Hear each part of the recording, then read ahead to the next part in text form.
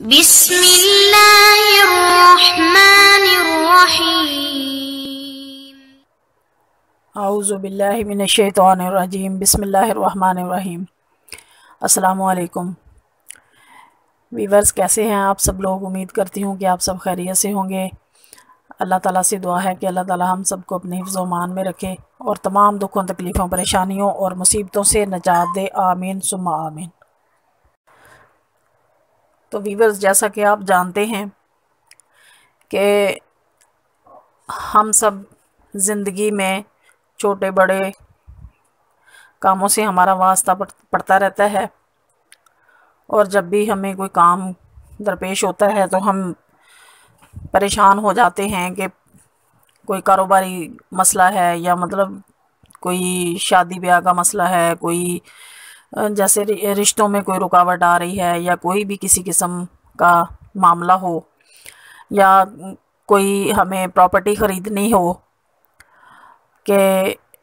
یہ ہمارے لیے صحیح رہے گی یا نہیں صحیح رہے گی، یا کام کے متعلق، کاروبار کے متعلق، یہ کہ بھی یہ کام کروں گا اس میں نفع ہوگا نہیں ہوگا، یہ شادی کے لیے یہ ہوتا ہے کہ فلاں جگہ شادی بیٹے کی یا بیٹی کی کروں تو یہ ہے کہ یہ رشتہ ٹھیک رہے گا یا نہیں رہے گا۔ تو ان تمام چیزوں کی جب ہمیں ضرورت پڑتی ہے تو اس وقت ہم پریشان ہوتے ہیں کہ کون ہو جو ہماری رہنمائی کرے۔ تو میرے ویورز، ہم یہ جانتے ہیں کہ اللہ تعالیٰ کے سوا کوئی بھی انسان کا رہنما اور کوئی مددگار نہیں ہوتا۔ تو ہمیں چاہیے کہ ہم اپنے رب سے مشورہ کریں، اور جو مشورہ ہمارا رب ہمیں دے گا، جو اللہ تعالیٰ کی ذات پر ہم بھروسہ کرتے ہوئے اللہ تعالیٰ کے مشورے سے جو کام ہم کریں گے، وہ کبھی بھی ہمیں اس کام میں نقصان نہیں ہو سکتا، انشاءاللہ نفع ہی نفع ہوگا۔ تو اس کے بارے میں رسول پاک صلی اللہ علیہ وآلہ وسلم کا بھی ارشاد ہے کہ جب کسی کو کسی کام کی ضرورت ہو تو مشاورت کرے۔ تو کس سے مشاورت کرے؟ اللہ تعالیٰ سے، یعنی کہ استخارہ کرے۔ اور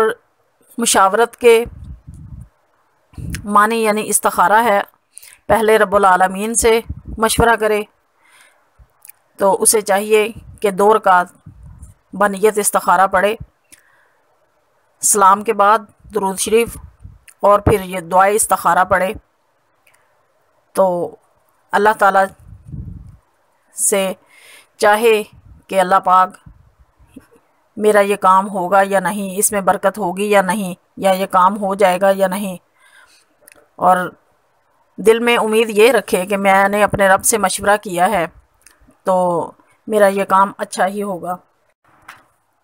تو اس کا طریقہ میں آپ کو یہ بتاتی ہوں کہ بزرگان دین فرماتے ہیں کہ جب ہمیں یہ عمل کرنا ہو تو یہ حدیث سے مبارکہ سے ثابت ہے کہ بہت نفع ہوگا، اور ہر کام کرنے سے پہلے ہمیں چاہیے کہ 3 روز یا 7 روز 2 رکعت نماز نفل پڑھیں، اور سلام کے بعد اس دعائے استخارہ کو پڑھیں۔ اگر اس کے حق میں بہتر ہوگا تو اس کام کی صورت بنتی چلی جائے گی، اور اگر کوئی صورت نہ دیکھے تو اسے ترک کر دے، اور اس کے حق میں بہتر کہ یہ کام اس کے حق میں بہتر نہیں ہے۔ استخارہ کے بارے میں بہت سی حدیثیں اور روایتیں وارد ہیں۔ ان میں سے ایک یہ حدیث مبارکہ ہے، ما خاب من التخاری ولا ندم من التشاری۔ ترجمہ اس کا یہ ہے کہ نقصان نہیں اٹھاتا وہ شخص جو استخارہ کرتا ہے، اور جو پشیمان نہیں ہوتا وہ شخص جو کوئی مشورہ کر لیتا ہے۔ اور بعض احادیث سے یہ ثابت ہے، من سعاد ابن آدم الرداء بالقضاء، یعنی کہ ابن آدم الہی کے مرضی کے خلاف کوئی کام نہیں کرتا، یعنی کہ چاہیے ابن آدم کو چاہیے کہ اپنے رب کی مرضی کے خلاف کوئی کام نہ کرے۔ تو اس میں بھی یعنی کہ استخارہ کی طرف اشارہ ہے کہ اس کا اللہ پاک نے ہمیں حکم دیا ہے۔ تو اسی طرح جب کوئی کام درپیش ہو، کوئی مشکل پیش آئے اور اس کی تدبیر نہ جانتا ہو، تو کہ اگر کوئی غائب ہے اور مدت سے اس کی خبر نہیں ہے، یا کوئی قیدی ہے یا کوئی بیمار ہے، تو چاہیے کہ سونے سے پہلے 6 رکعت نماز نفل استخارہ کی نیت سے پڑھے اور 1 سلام کے ساتھ پڑھے، پھر کسی سے بات چیت نہ کرے، اور علیحدہ مقام پر جہاں کسی مرد و عورت کا گزر نہ ہو، یعنی کوئی نہ آئے، اور یہ بھی ضرور ہے کہ بدھ والے دن روزہ رکھے اور جمعرات سے یہ عمل شروع کرے۔ تو پہلی رکعت میں سورہ فاتحہ کے بعد سورہ شمس، اور دوسری رکعت میں سورہ واللیل، تیسری رکعت میں سورہ والضحیٰ، چوتھی میں سورہ الم نشرح، اور پانچویں میں سورہ والتین، اور چھٹی میں انا انزلنا سورت جو ہے ہر رکعت میں 7 مرتبہ ہر ایک سورت پڑھنی ہے۔ جب نماز سے فارغ ہو تو حق تعالیٰ کی تحمید میں مشغول ہونا چاہیے، یعنی کہ اللہ پاک کی حمد و ثنا بیان کرنی ہے زیادہ سے زیادہ، اور اس میں یعنی کہ حمد و ثنا بیان کرنے میں سورہ فاتحہ ہے، آیت الکرسی ہے، اور سورہ اخلاص ہے، اور جو چیزیں ہیں، اور تیسرا کلمہ ہے، اور پہلا کلمہ ہے۔ تو اسی طرح جس چیز میں بھی اللہ پاک کی حمد بیان کی گئی ہے، ان چیزوں کو زیادہ سے زیادہ نماز سے فارغ ہو کے پڑھے، اور پھر درود پاک پڑھے، اور یہ دعا مانگے: اللہم رب محمد و رب ابراہیم و موسیٰ و اسحاق و یعقوب و رب جبریل و میکائیل و اسرافیل و عزرائیل و منزل التوراۃ والانجیل والزبور والفرقان العظیم۔ اور پھر دعا کرے: ارنی فی منامی اللیلۃ ما انت عالم بہ منی۔ اگر پہلی رات میں اپنا مطلب نہ حاصل کر سکے تو چاہیے کہ دوسری رات میں بھی